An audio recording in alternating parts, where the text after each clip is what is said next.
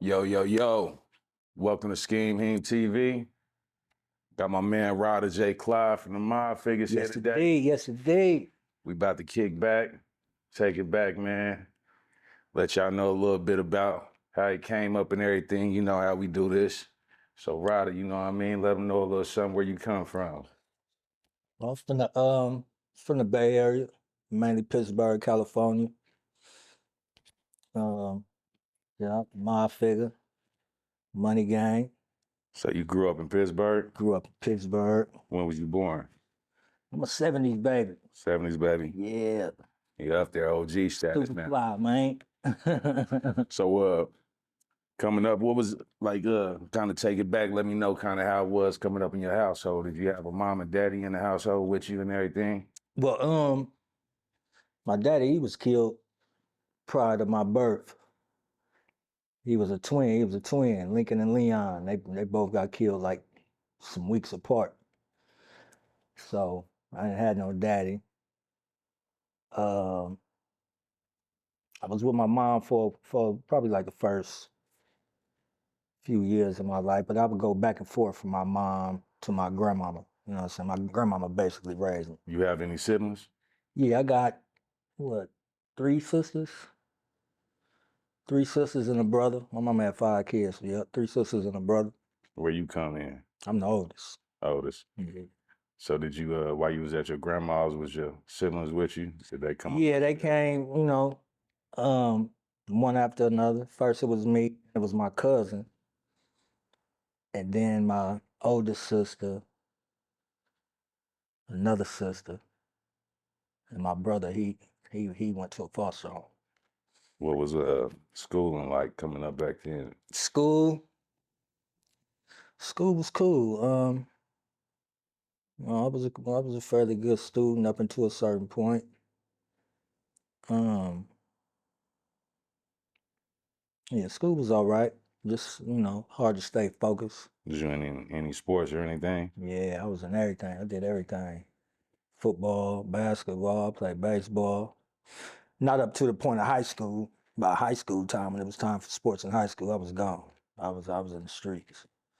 But Pee Wee League, you know what I'm saying? Younger years, I was in football. I could have did something with the sports, but the lure of the streets fucked with that, came into play into that. But I was raw in everything I did. I got partners that went to the NFL. Partner Shenard Harts, he played for the Chiefs. He was number 42 on the Chiefs. I forget what year it was. But me and him played flag football. We played Pop Warner. We was both in the backfield every time. So when did you stop going to high school? I want to say ninth grade, but I think we had a black principal, and he knew my grandma and shit, so he kind of gave me a few chances. So I think I really dropped out in 11th grade, bro. I think it was 11th grade, but ninth grade is like when I really went full-fledged. Streets caught you? Yeah. What you start getting into in the streets? It was, man, that's really when I started hustling. But even before I started hustling, I'll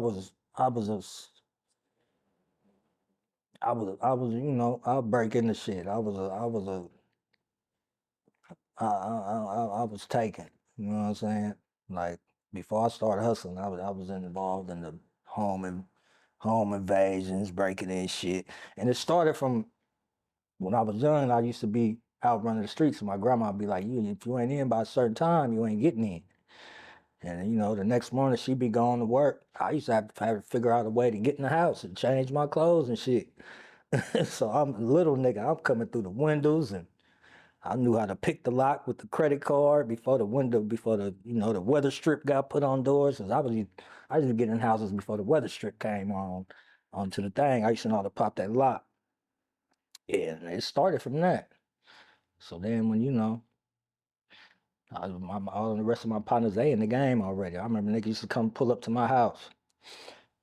and be in dope fiend rentals and be trying to get me to get in the game. I didn't jump in the game following by nobody. You feel me? My niggas was already in it. I'll be in the room drawing, or I'll be writing raps or listening to music or anything like that.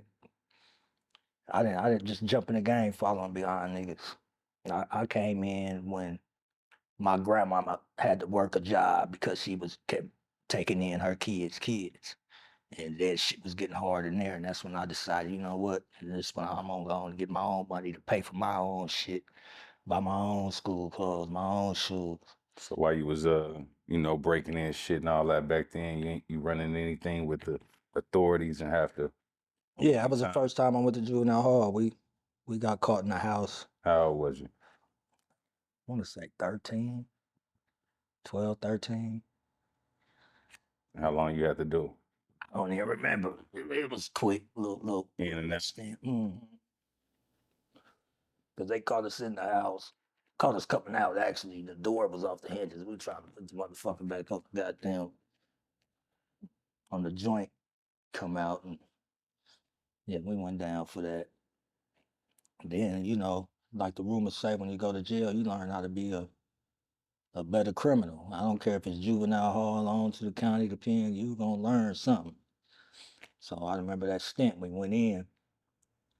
This Asian gang, they was called the SODs. But that was their thing. They used to break in houses. So I remember they was telling me and my partners, like, you don't break in the houses. Ain't no money in there. They got money in the banks. You gotta hit the apartments. It's gonna be a stash somewhere with the rent. So as soon as we got out, start hitting the apartments.